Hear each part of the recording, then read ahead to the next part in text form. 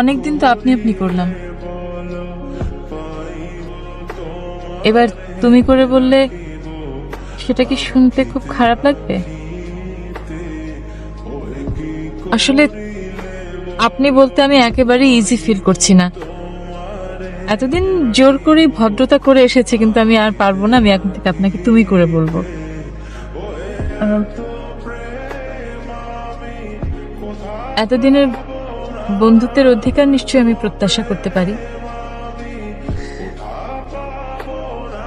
কি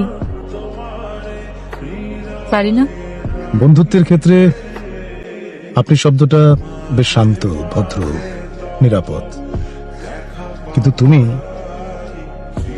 তুমি শব্দটা কিন্তু উগ্র, বেয়াড়া, ডিমান্ডিং।